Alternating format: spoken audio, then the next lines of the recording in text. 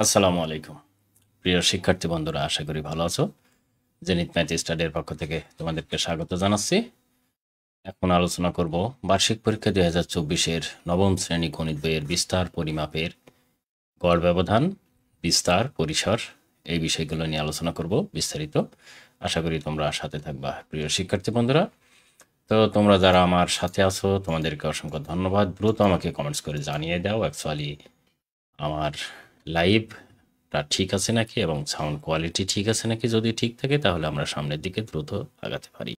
প্রথমে যেটি আলোচনা করব, আমরা প্রথম থেকেই শুরু করি বিস্তার পরিমাপের প্রথম পর্যায় থেকে, তাহলে বিষয়টি বোঝাতে সুবিধা হবে।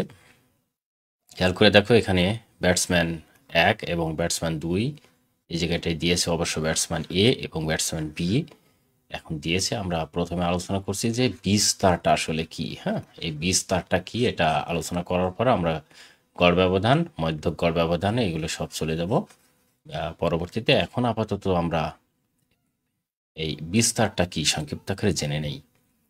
খেয়াল করে দেখো, এখানে এ বি দুজন ব্যাটসম্যান আছে। এই ব্যাটসম্যানের কিছু ইনিংসের রান দেওয়া আছে, 10টি ইনিংসের, এখানে বলেছে 10টি। এই 10টি ইনিংসের রান বলেছে, সেটা এখানে দেওয়া আছে।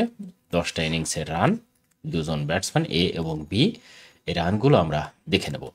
এখন এইটা করার পরে একটি কাজ হচ্ছে, দেখো ফাইনাল ম্যাচের নিবেশন সারণী এখানে দিয়েছে। ওভার দিয়েছে, এখানে ওভারে 1 থেকে 4 পর্যন্ত রান করেছে 24, আবার 5 থেকে 8 পর্যন্ত রান করেছে 32, 9 থেকে 12 পর্যন্ত রান করেছে 36, এবং 13 থেকে 16 পর্যন্ত রান করেছে 38, এবং 17 থেকে 20 পর্যন্ত রান করেছে 30। এভাবে রান এইগুলো করেছে। এখন ব্যাটসম্যান এ এর গড় রান সংক্ষিপ্ত আকারে নির্ণয় করতে হবে। আমরা জানি যে গড়গুলো কি করে বের করতে হয়, সবগুলো যোগ করে যে কটা সংখ্যা হয় সে কটা দ্বারা ভাগ করলে সেগুলো গড় বের হয়ে যায়। সেখান থেকে আমরা যদি এখানে যাই সংক্ষিপ্ত আকারে, এই জায়গাটায় যাই, তার মানেটা আমাদের হবে হচ্ছে এখানে মোট 10টি সংখ্যা আছে। খেয়াল করে দেখো, এই 10টি সংখ্যা প্রত্যেকটা এভাবে যোগ করতে হবে। এইভাবে প্রত্যেকটা যোগ করা হয়ে গেলে তাকে কি করতে হবে, বাই, এক কথায় এইভাবে বাই দিয়ে 10 দ্বারা ভাগ করতে হবে। হ্যাঁ, সবগুলো সংখ্যা যোগ করে, অর্থাৎ এখানে লিখতে হবে 10টি সংখ্যার 10টি আমরা রানগুলো দিলাম। হ্যাঁ, 10টি খেলা রানের সমষ্টি দিলে ভালো হয়। আমরা দিলাম এখানে 10টি সংখ্যা, কেননা রানটা করার পরে সংখ্যা হয়ে গেছে, এটা দিলে সমস্যা নেই। 10টি সংখ্যার গড় এভাবে দিয়ে নিলাম, সরি গড় তো না, আছে 10টি সংখ্যার যোগফল অথবা সমষ্টি, যাই বলি না কেন সেটা এখানে দিয়ে দিলাম বাই 10। এখন এগুলো সব যোগ করে দিলে এটা আমরা গড় পেয়ে যাব। এটা খুবই সোজা। আমি সংক্ষিপ্ত করে বলছি যে সেটা হচ্ছে এখানে এইভাবে নির্ণয় করতে হবে, 10টি সংখ্যার গড় বাই 10, 10টি সংখ্যার সমষ্টি বাই 10, আর এখানে যা হবে সেটা আমরা ক্যালকুলেশন করে এখানে জাস্ট এরা উত্তর বসিয়ে দিয়েছে একবারে। আবার এখানে উত্তর একবারে দেওয়া আছে। হ্যাঁ, আবার খেয়াল করে দেখো, ব্যাটসম্যান বি এর গড় করে এটাও দেখা গেছে, সেটাও হচ্ছে কত, এই 53ই হয়েছে। ওকে, তার মানে ব্যাটসম্যান এ এবং ব্যাটসম্যান বি এর গড় রান এইটারও 53, আবার এটারও 53 হয়েছে। ওকে, এখন খেয়াল করে দেখো, আবার ব্যাটসম্যান এ এর রানের মধ্যক আমরা বের করেছি, বের করে আমি দেখেছি ক্যালকুলেশন করে, এটাও 53 হয়েছে, এবং ব্যাটসম্যান বি এর মধ্যক বের করে দেখানো হয়েছে, এটা হচ্ছে 53 হয়েছে। এখন এখান থেকে আমাদেরকে সিদ্ধান্ত নিতে হবে। এখানে শ্রেণী যেটি দেখানো হয়েছে সেখান থেকে কিন্তু করা হয়নি, এখানে দ্রুত যেটা করা হয়েছে সেটা হচ্ছে কীভাবে বের করা যায় সেটা। আচ্ছা, তোমরা যারা আমার সাথে আছো ক্লাস 10-এ পড়ো, কোনো প্রকার প্রশ্ন থাকলে আমাকে দ্রুত করতে পারো। হ্যাঁ, আমি সেই প্রশ্নগুলো উত্তর দেওয়ার চেষ্টা করব, কেননা বার্ষিক পরীক্ষা আমি এখানে চেষ্টা করব যে আলোচনাগুলো অবশ্যই এম সি কিউ, তারপর সি কিউ, তারপর এক কথায় উত্তর, এবং আর কি আছে, সংক্ষিপ্ত উত্তর প্রশ্ন আছে তোমাদের যেগুলো আসবে। হ্যাঁ, সংক্ষিপ্ত উত্তর প্রশ্ন আরও আছে রচনামূলক প্রশ্ন। হ্যাঁ, রচনামূলক আছে, এইগুলোর ভিতর থেকে রচনামূলক প্রশ্ন আছে, এর ভিতর থেকে কোনগুলো কেমন আসবে, কোথায় থেকে আসতে পারে, সে বিষয়গুলো কিন্তু অবশ্যই আলোচনাতে থাকবে। এজন্য তোমাদের কন্টেন্টটি দেখা জরুরি। তোমরা যারা সাথে আছো তোমরা শেয়ার করে অন্যদের, তোমাদের বন্ধু বান্ধবীদের জানিয়ে দাও, হ্যাঁ, যে অ্যাকচুয়ালি আমি কি বিষয় নিয়ে আলোচনা করছি। ওকে, আর পরবর্তীতে আমি এখন পরীক্ষার আগ পর্যন্ত তোমাদের বলি যে পরীক্ষার আগ পর্যন্ত আমি নিয়মিত এরকম এখন লাইভ নেব। কোন বিষয়ে কোনটা নিয়ে লাইভ করলে ভালো হয় অবশ্যই তোমরা বলবা। আর আমার কাছে সকল শ্রেণীর সকল সকল শ্রেণী বলতে 6 থেকে 9 পর্যন্ত শ্রেণীর সকল বিষয়, হ্যাঁ, সকল বিষয়ে প্রশ্ন আছে।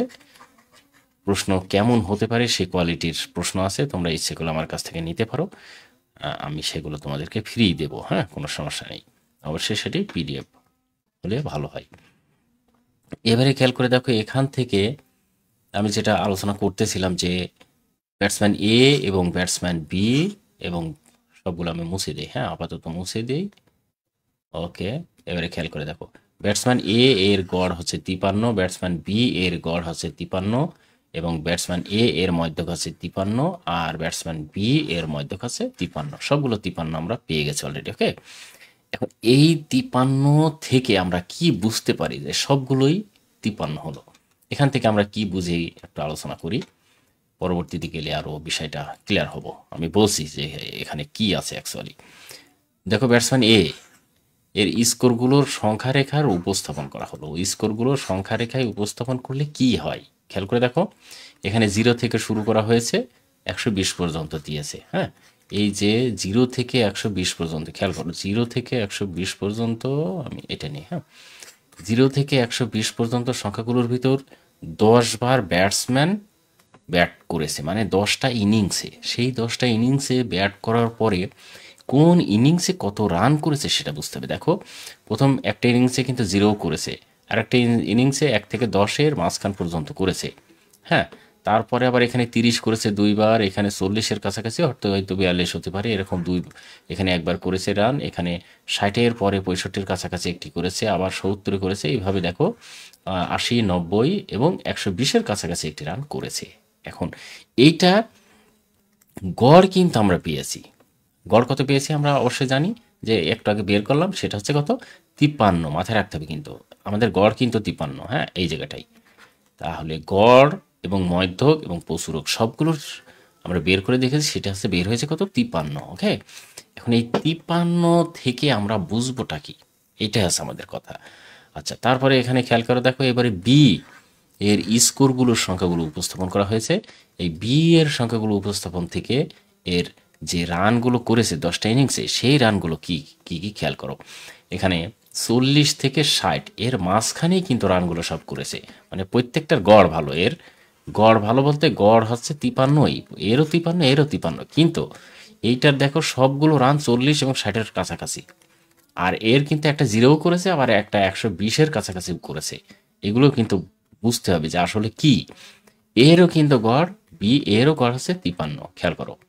তাহলে দুইটারই গড় 53, এবং দুইটা যা রান করেছে সবগুলো গড় করলে 53, মধ্যক করলে 53, এবং প্রচুরক করলেও 53 হবে। একই গড় মধ্যক মানেই হচ্ছে এক কথা কি, কেন্দ্রীয় প্রবণতা, হ্যাঁ, কেন্দ্রীয় প্রবণতা এগুলোকে বলা হয়, এক কথায় কেন্দ্রীয় প্রবণতা বলা হয় গড় মধ্যক প্রচুরককে।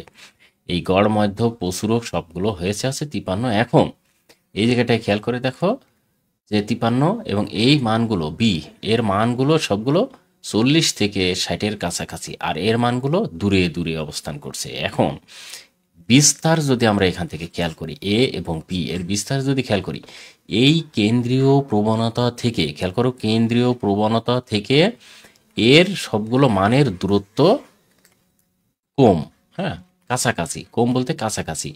আর এই যে এর সংখ্যাগুলো দেখো, খেয়াল করো, এর দূরত্ব এখান থেকে, দূরত্ব এখান থেকে, আবার দূরত্ব কি হয়েছে, এইগুলো আমরা বলবো এর দূরত্ব বেশি, হ্যাঁ, দূরত্ব বেশি।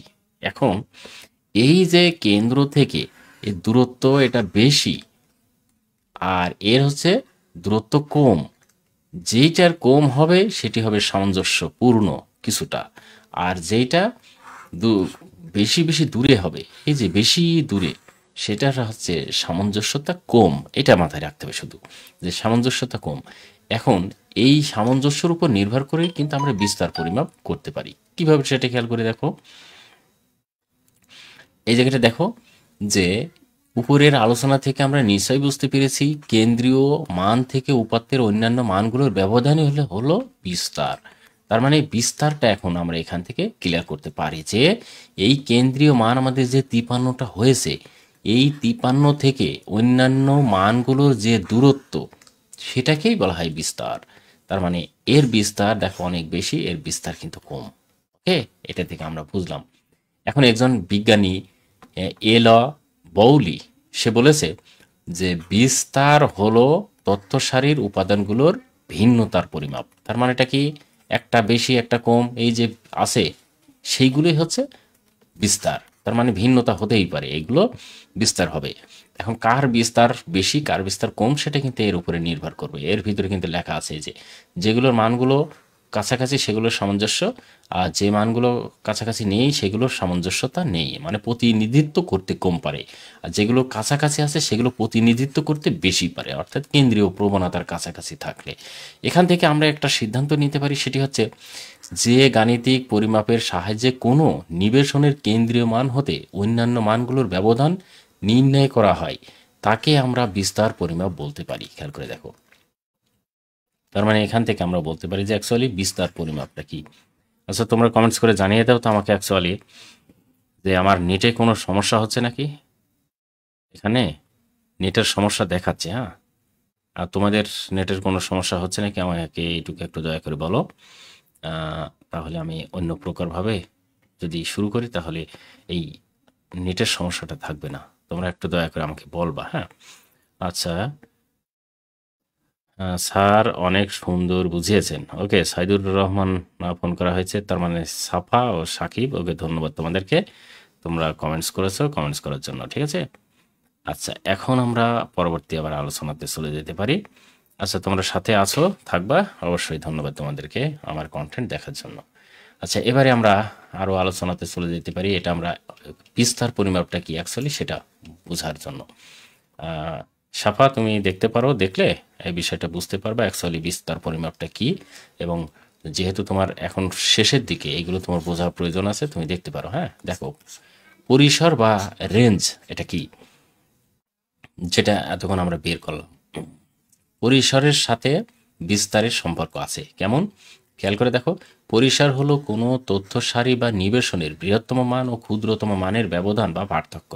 তবে শ্রেণী বিন্যস্ত উপাত্তের ক্ষেত্রে সর্বশেষ শ্রেণীর উচ্চ সীমা এবং প্রথম শ্রেণীর নিম্ন সীমার ব্যবধান হলো পরিসর। এখন এটা কিন্তু বুঝতে হবে কি এটা। খেয়াল করে দেখো, যে বলছে যে সর্বশেষ শ্রেণীর উচ্চ সীমা এবং সর্বশেষ শ্রেণীর নিম্ন সীমা, এর ব্যবধানই হলো পরিসর।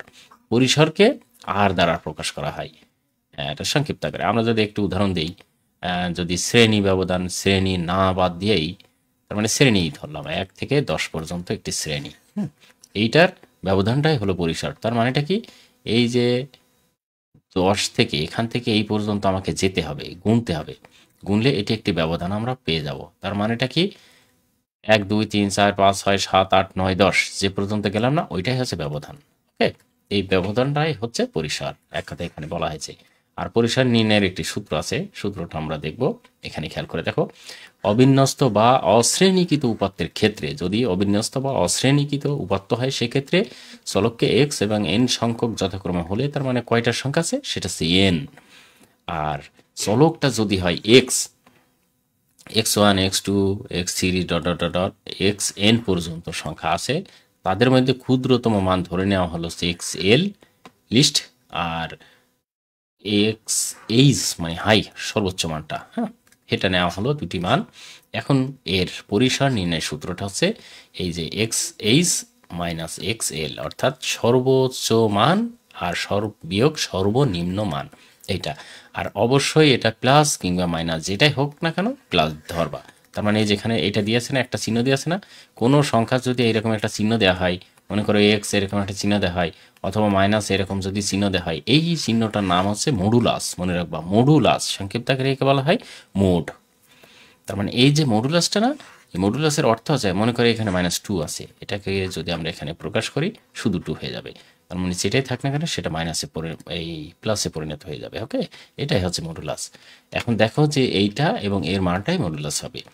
এখন সর্বশেষ শ্রেণীর উচ্চ সীমা এল ইউ এবং সর্বনিম্ন শ্রেণীর নিম্ন সীমা এল আই এখানে ধরেছে।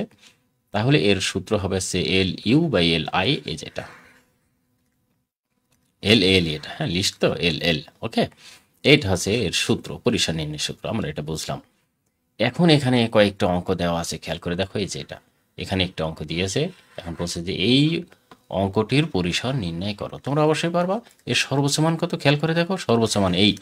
এখানেই যদি আমরা মানটা বসিয়ে দিই যে সর্বোচ্চ মানটা 8, তাহলে এখানে আমরা বসাবো 8 বিয়োগ এখানে সর্বনিম্ন মান হচ্ছে যে -12। এখানে কিন্তু এটাই দেওয়া আছে, সাজানো আছে ছোট থেকে বড়। আর মনে রাখতে হবে তোমাদের যে ছোট থেকে বড় যদি সাজিয়ে নাও তাহলে সর্বোচ্চ আর সর্বনিম্ন মান বের করতে সমস্যা হবে না, কষ্ট হবে না। হ্যাঁ, এটা এখন দেখো এটা -12 এটা দেওয়া, যেহেতু এখানে মাইনাস সূত্র এটা, আর এটা হচ্ছে সংখ্যাটাই মাইনাস, সেজন্য এখানে আমরা ব্র্যাকেট দিলাম। 8 + 12 সমান যোগ করলে হয় 12, এই 20। এই 20টাই হচ্ছে এর পরিসর, ওকে। এইটা করা হয়েছে। আচ্ছা, এখানে একটি কথা আছে, সেটি হচ্ছে যে অনেক সময় সূত্র আছে এখানে 1 ব্যবহার করা হয়, সেই 1টা এখানে ব্যবহার করা হয়নি কেন? তোমাদের ক্লাস এখানে যেহেতু 1টা ব্যবহার করা হয়নি, তোমাদের ব্যবহার করার প্রয়োজন নেই। এই 1টা ব্যবহার করা হয় যখন শ্রেণী বা বিন্যস্ত উপাত্তের ক্ষেত্রে, এই যে এভাবে শ্রেণী থাকবে সেই ক্ষেত্রে। এখানে 3 আছে না, যদি এখানেও 3 থাকতো না তাহলে এখানে একটু 1 ব্যবহার করা হতো, কিন্তু এখানে যেহেতু এইরকম কোনো কিছু নেই সেজন্য তোমাদের এটি ব্যবহার করার প্রয়োজন নেই, ওকে। আমি মনে বোঝাতে পেরেছি যে এইরকম 3, এখানে আবার 3 থেকে শুরু, আবার এই সংখ্যাটা ছিল না, এই সংখ্যা আবার এখান থেকে শুরু। যদি একই সংখ্যা 2টা শ্রেণীতে থাকতো তাহলে এখানে একটু 1 ব্যবহার করা হতো। হ্যাঁ, সেটা যেহেতু নেই সেটা প্রয়োজন নেই। এখন এখান থেকে খেয়াল করে দেখো, আবার গড় মাসে তোমার ক্লাসের 62 জন শিক্ষার্থীর উপস্থিতির শ্রেণী বিন্যস্ত তালিকাটি নিম্নরূপ ছিল, এরকম। খেয়াল করে দেখো উপস্থিতির সংখ্যা আর শিক্ষার্থীর সংখ্যা, ওকে। এখন এখান থেকে তোমাকে এই গড় ব্যবধান বের করতে পারি। এখান থেকে তুমি এই যে একই রকম মানটা যদি বসিয়ে দাও তাহলে হয়ে যাবে। এখন গড় ব্যবধানটা কি করে বের করবা? উপস্থিতির সংখ্যা দেখো, সর্বনিম্ন 1 আর সর্বোচ্চ 18। তার মানেটা কি 18 বিয়োগ 1 সমান 19। এই একটা পদ্ধতি হতে পারে। আর যদি এই শ্রেণীর ব্যবধানটা আমরা ধরি তাহলে 1 থেকে 3, তার মানে 1 2 3 3 1 2 3, তার মানে 3 এর ব্যবধান, ওকে। এইভাবে কিন্তু আমরা করতে পারি। এই একটা ছিল, এটা হচ্ছে পরিসর। এখন এখানে তোমাকে যে পরিসরটা এই দুইটা বের করতে বলছে তুমি অবশ্যই বের করে ফেলবা, এগুলো পারবা।